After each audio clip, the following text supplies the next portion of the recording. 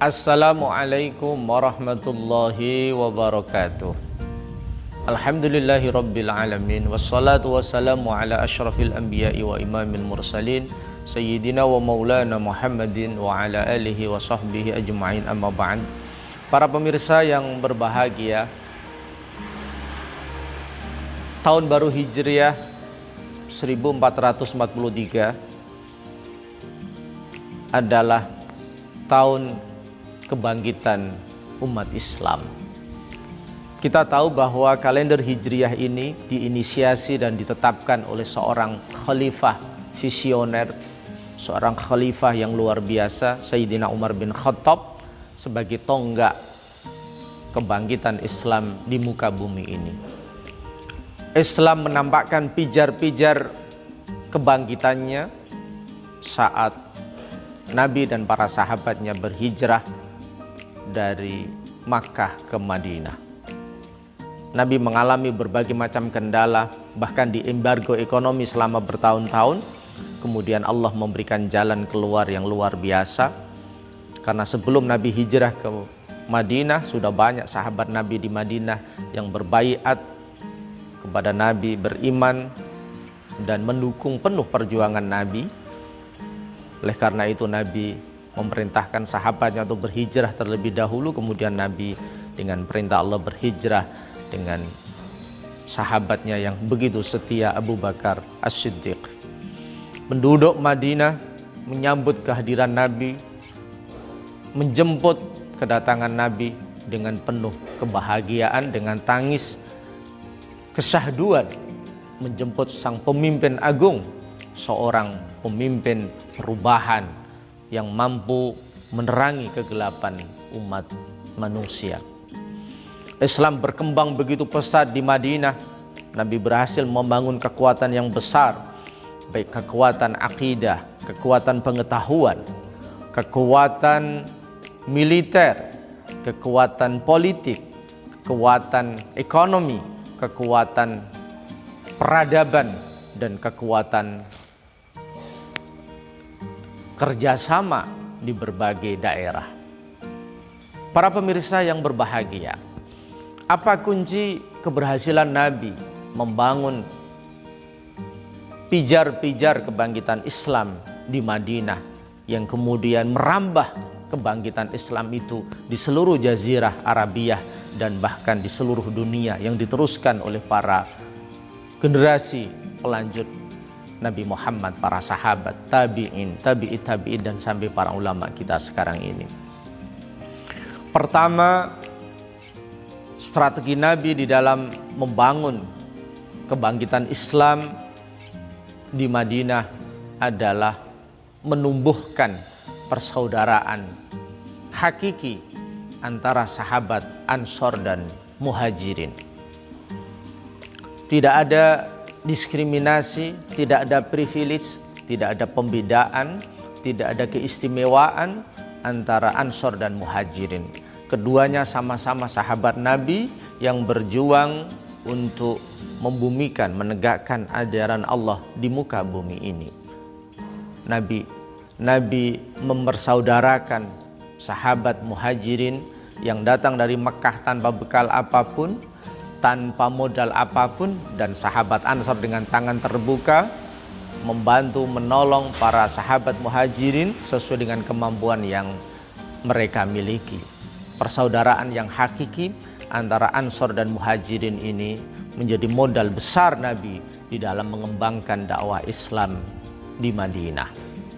Mereka berduyun-duyun untuk mensupport perjuangan Nabi, untuk mendukung penuh perjuangan Nabi. Jiwa dan raga mereka diabdikan untuk perjuangan menegakkan agama Allah dan Rasul-Nya, membangun persatuan, membangun kebersamaan, membangun kekompakan. Itulah strategi Nabi yang pertama, sehingga mampu membangun kekuatan yang besar di Madinah.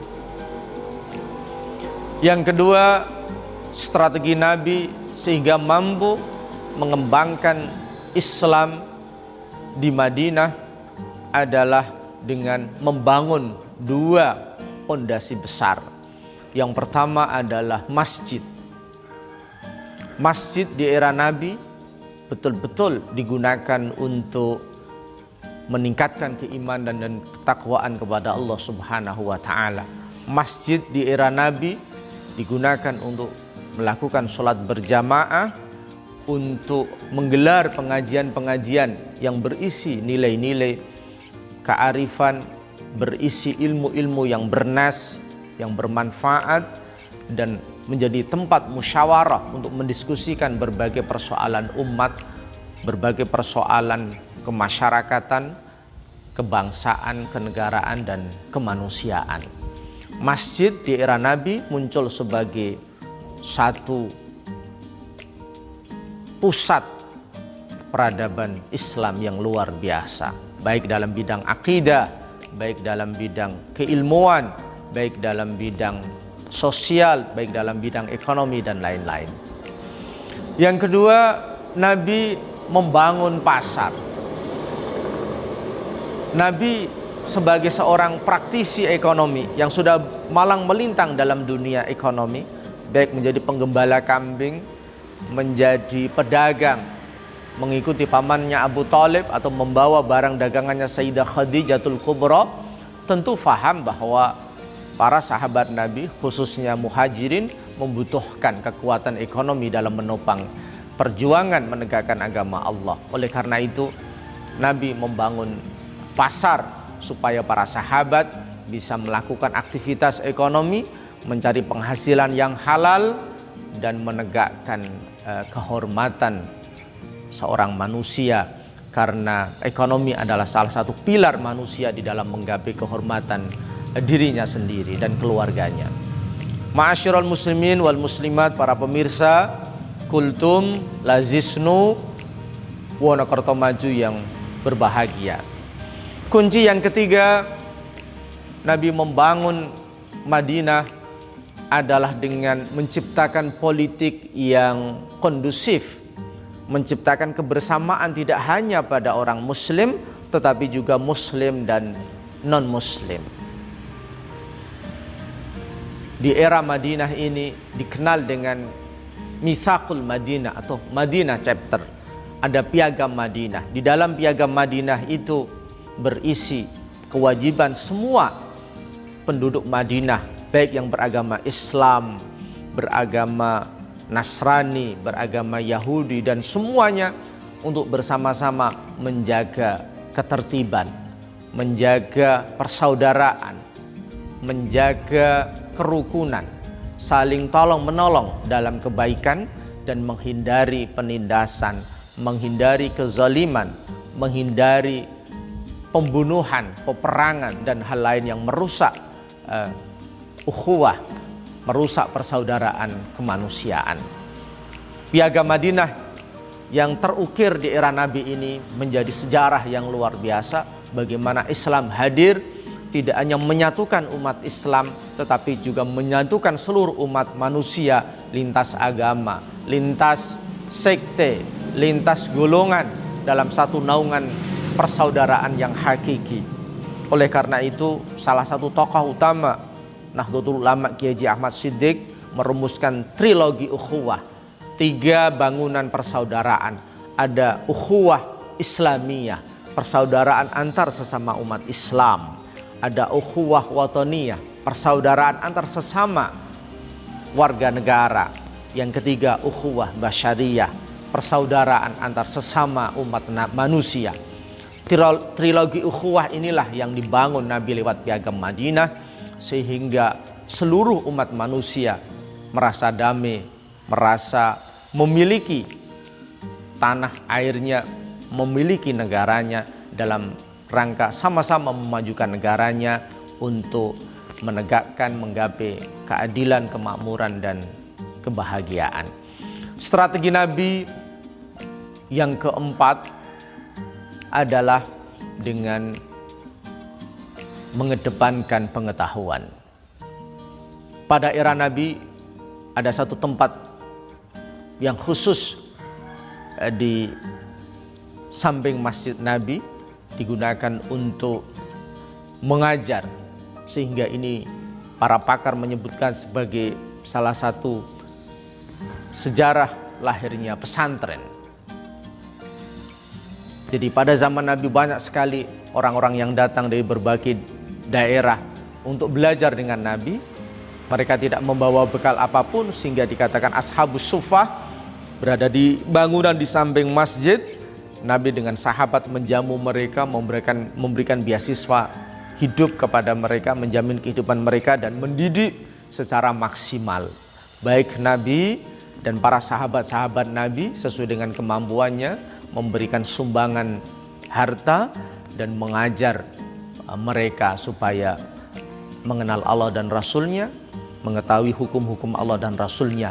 Jadi aspek pendidikan menjadi aspek yang sangat diperhatikan oleh Nabi, karena pendidikan inilah yang akan melahirkan ilmuwan-ilmuwan besar, kader-kader besar yang akan meneruskan perjuangan Islam dimanapun dan kapanpun sepanjang masa. Yang terakhir, strategi Nabi di dalam mengembangkan dakwah Islam di Madinah, memunculkan kebangkitan Islam di dunia lewat Madinah adalah dengan mengedepankan kaderisasi. Kaderisasi adalah melahirkan kader-kader baru, memunculkan sumber daya manusia yang baru, yang dengan banyak kader ini Nabi bisa mengirimkan sahabatnya di berbagai daerah yang dikuasai oleh Islam. Salah satunya ada Mu'ad bin Jabal, seorang sahabat Nabi yang piawai, yang cerdik, menjadi pemimpin Nabi, diutus Nabi ke Yaman. Artinya kaderisasi ini menjadi salah satu tips Nabi di dalam mengembangkan Islam di Madinah dan mengembangkan Islam di seluruh penjuru Jazirah Arabia sampai ke dunia. Para pemirsa yang berbahagia, 5 strategi yang tadi saya sampaikan menjadi inspirasi, motivasi, teladan bagi kita di dalam mengembangkan Islam. Kita perlu meniru bagaimana Nabi mempunyai kiat-kiat jitu, tips-tips spesial menjadi teladan bagi kita untuk meneladani, sehingga Islam ini bisa bangkit, bisa menebarkan keadilan, kedamaian, dan kemajuan bagi umat manusia. Demikian, semoga bermanfaat. Kurang lebihnya mohon maaf. Wallahul muwaffiq ila aqwamit thoriq. Assalamualaikum warahmatullahi wabarakatuh.